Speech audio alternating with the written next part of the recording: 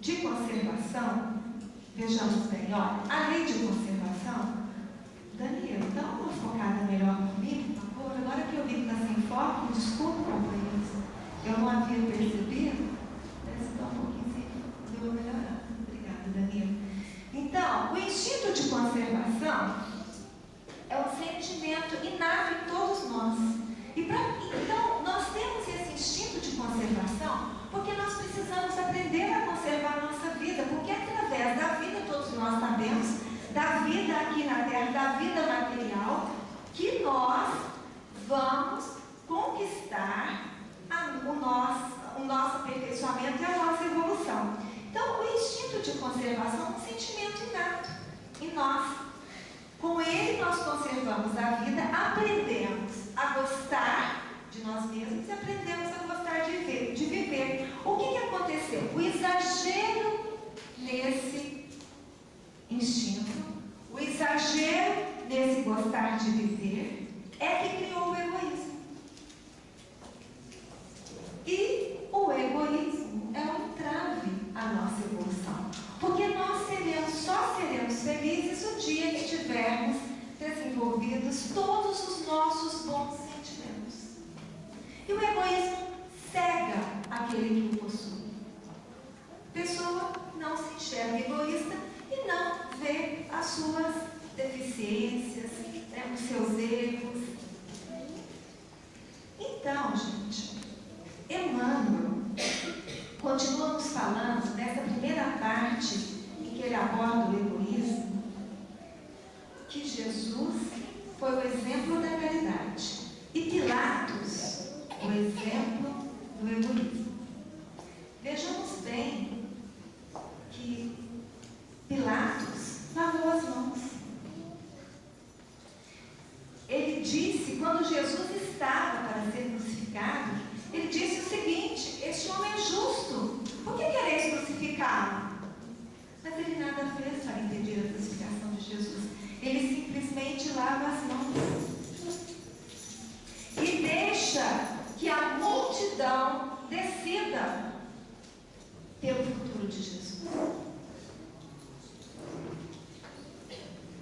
Então, vejamos bem que Jesus é o exemplo que nós devemos seguir, o exemplo da caridade. Na revista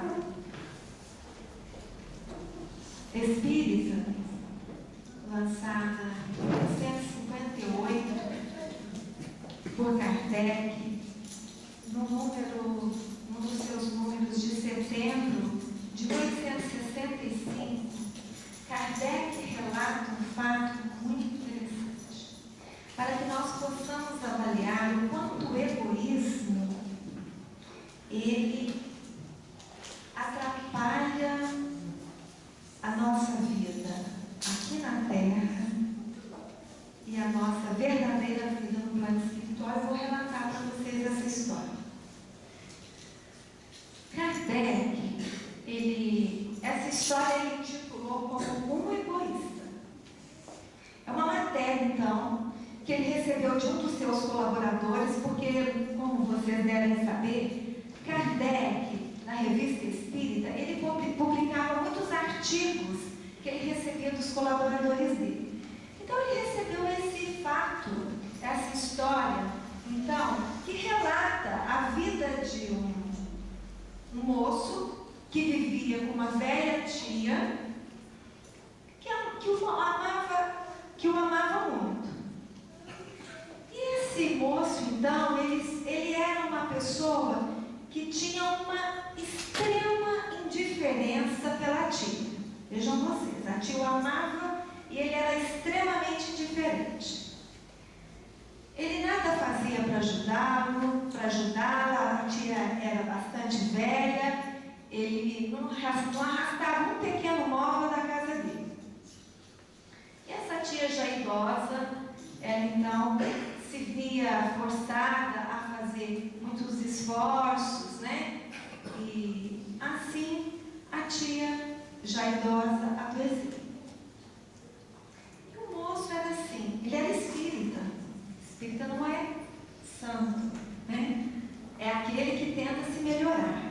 E esse moço, quando ele via que a tia ia fazer alguma atividade a mais, ele sempre arrumava um pretexto para sair, com medo de que pedissem a ele uma ajuda e ele não tivesse como negar.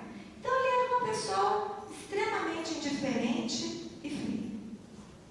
Então, com o tempo, devido aos esforços físicos, excessivos, a tia contraiu uma doença, ela contraiu uma hérnia muito grave, que aumentou o sofrimento dela. E o moço, passado algum tempo, depois de alguns meses, ele desencarna. Esse moço desencarna e se vê no plano espiritual numa situação muito difícil. Então esse relator, esse amigo de Kardec, enviou a história pedindo que Kardec o ajudasse em relação ao moço, porque eles haviam recebido já uma orientação que o moço estava numa situação muito difícil, aí nesse momento já como espírito.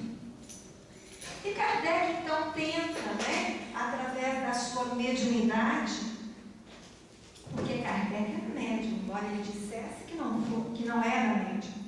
Então ele tenta, através da mediunidade dele, entrar em contato com o moço, mas quem se comunica é o espírito protetor do moço, desse rapaz. E fala, olha, no momento ele se encontra numa situação muito difícil, muito perturbado pelos pensamentos que o envolvem. Porque, olha, gente, não precisamos nos enganar, não. Quando nós desencarnarmos, aquilo que nós somos vai conosco. Aquilo que nós pensamos vai conosco. Porque o ser inteligente do nosso corpo é espírito. O espírito é que assimila tudo que nós fazemos. Então o moço se viu perturbado no plano espiritual pelos pensamentos que o envolviam, porque ele pensava, meu Deus do céu, e eu desencarnei tão jovem, a minha tia idosa está lá sofrendo, eu podia ter ajudado, não ajudei, eu a vejo agora nesse sofrimento extremo e nada fiz para ajudá-la. Então ele se via num remorso muito grande, por não ter ajudado a tia. E então, aquela perturbação constante, ele passava no plano espiritual. E o pior é que a tia iria desencarnar devido à hérnia que ela havia contraído, e ele, para o seu aprendizado, iria acompanhá-la até o desencarne para aprender a valorizar as oportunidades que nós recebemos muitas vezes e não valorizamos. Então, assim aconteceu. Relatou a história, o mentor espiritual, o espírito protetor dele, pede para aquele grupo fazer orações por ele, porque ele precisava de muita oração.